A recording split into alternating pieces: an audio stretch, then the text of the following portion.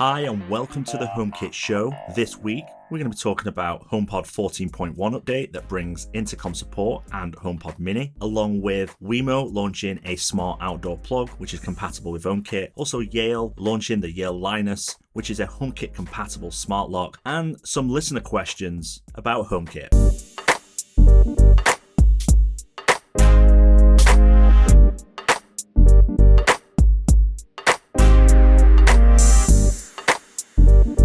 Hi, welcome back. My name's John, and if you're new around here, this channel is dedicated to everything HomeKit. We cover everything that's available for HomeKit that's in the news, but also in-depth tutorials and reviews about all those HomeKit devices. So if you're not already a subscriber, hit the subscribe button and also the bell button. Also, don't forget to check out our social channels on Twitter, Facebook, and Instagram at Follow HomeKit. The links are in the description below. First up is the Yale Linus. Now, it was first announced back at CES 2020, and in a previous episode, I'd mentioned that it was becoming available this October. It now looks like Yale have followed through on that promise. Now, I did have a one-on-one session with the product manager and some of the developers of this product and talked through various different features. Now, Yale have actually sent me one, but unfortunately, as of the time of recording the HomeKit show, it's not yet arrived, and I will be doing a full in-depth review on that, so don't forget to check that out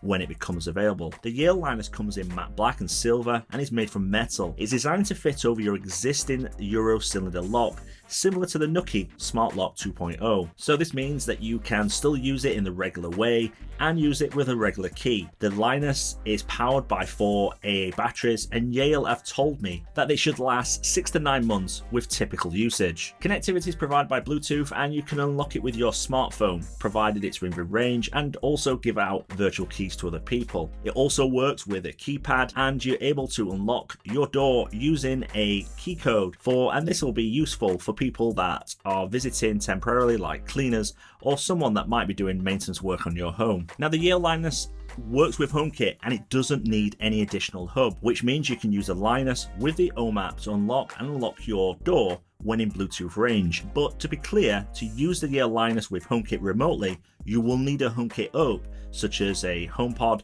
Apple TV, or when the new HomePod Mini arrives later this year. Now, as previously suggested, it will be going on sale in October, and it's now available in the UK for £219. You can buy the additional Connect bridge and also the keypad to go with the product. So a reminder, I will be doing a review on this product, and it will be on the website homekitauthority.com and also YouTube channel. So don't forget to check it out when it finally arrives. Next up is a update to the HomePod. It's finally been updated to HomePod 14.1, and this update brings support for the new intercom feature along with the HomePod Mini. But before you get excited, the intercom feature is not exactly what they described at the Apple event. It's currently only available between HomePods. So to take advantage of intercom across multiple devices such as iPhone, iPad, Apple Watch, and CarPlay, then we need to wait for 14.2 to be delivered both to the HomePod and to the iOS devices. Now, I did do a video on how to use the intercom feature, and the link is in the description below. This talks you through how the intercom feature works, how to get the most out of it, and how to set it up more importantly, because there is some settings which actually do make a difference if you set it up right. Now, I've been using intercom for the last week or so, and it has been useful. And I think the more it advances and the more features that are added, particularly replies to intercoms, will be particularly useful. So we expect to see the full intercom rollout arrive just as the HomePod Mini arrives around the 16th of November. So it's going to be great to see and hear all the different comments of how it works. If you're already using it, then leave a comment below and let us know how it's working for you. Next up is Belkin. They've announced a new product to their HomeKit range, which is the Wemo Wi-Fi Smart Outdoor Plug. The new outdoor plug features a dual outlet similar to the Miros version and is available currently only in the US. The dual outlet comes with IP44 waterproof rating, although like the Miros version, I would not recommend this in heavy water applications, leaving it outdoors with normal plugs, as I don't think it provides enough protection for those outdoor applications. I'd certainly try to keep it as covered as possible, and keep it away from heavy rain. It also utilizes the 2.4 GHz Wi-Fi connectivity and is suitable for North American outlet type plugs. In terms of smart control, it does work with HomeKit out of the box and it doesn't require any additional hub, but despite there being two parallel outlets, you can only control them as one outlet, which is rather odd, as you may want to attach different appliances to it. For instance, you might want a set of lights connected and also something else that you might not want to turn off or include in automations and scenes with those lights. So this seems an odd omission by Belkin not to have the outlets exposed to HomeKit like the Miros one does. It exposes them both. Now, Belkin has listed it on their website as shipping in late October for $39.99, and it's also available via Amazon.com, and there's links in the description below. So next up is listener questions. And first up is Rob Salmons from Newcastle, who's asked about the Netatmo smart video doorbell and my use after 3 weeks since the review. Now, Rob, the doorbell, I've been using it 2 months prior to doing the review, and I've gone through various different software updates and various different feature enhancements. And over that time, the doorbell has improved 3 months prior to me publishing the review.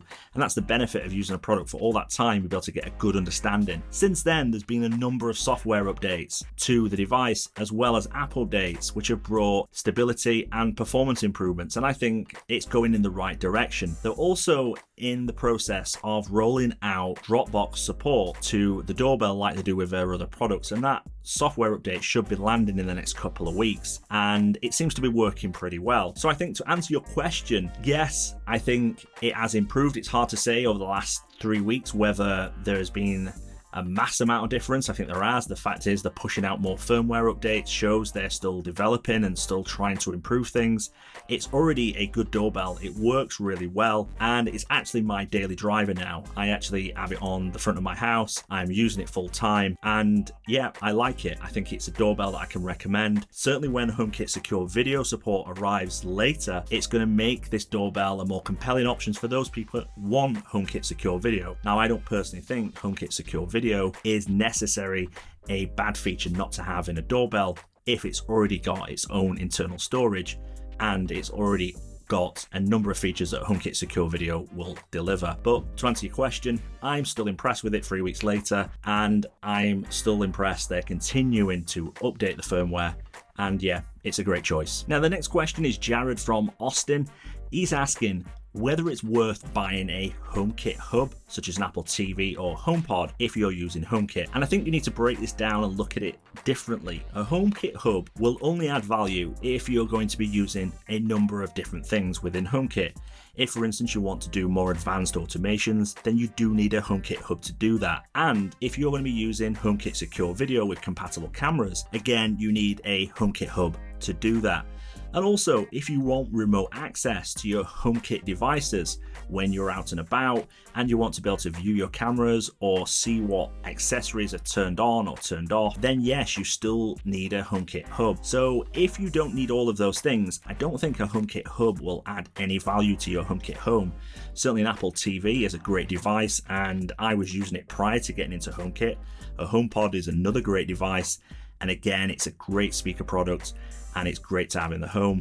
But if you're purely just buying this device just because you think you need it and you don't need all of those features, then it's probably not something that's necessarily worth purchasing. However, to future-proof your HomeKit home, I would recommend getting a HomeKit Hub, particularly now the HomePod Mini has arrived at $99.99, and because it's got the U1 chip and also Thread support, it will then make it a device that's certainly more affordable. You can test out whether a HomeKit Hub is the right thing for you, but also it sets you in good stead for the future to be able to use this device when new services or when new devices hit the market with the relevant support for the new technology that's been built in. Now, the last question is Adam from Bradford, which is actually pretty near me. And he's asking whether I could recommend a HomeKit Secure Video camera for indoor use. Now, other than when I'm testing and reviewing devices, I don't have any indoor cameras that I use personally on a regular basis. And this is down to the fact I have no use to have an indoor camera. It's not that I'm worried about privacy about indoor cameras per se. It's more down to the fact that I just don't need to monitor inside my home all the time, but I do have cameras outdoors. That being said, I could recommend the Eve Cam,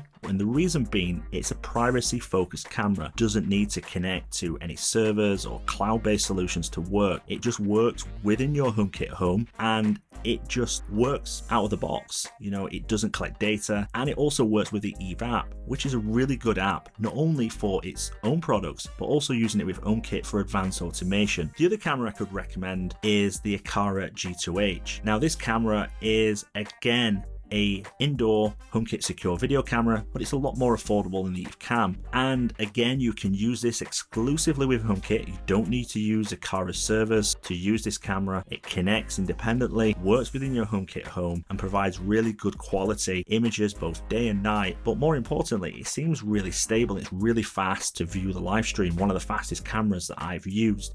Now, you can use it with the Aqara platform, and I know people have got privacy concerns, but I've had nothing really to worry about when I've been using it, but you do get more advanced features.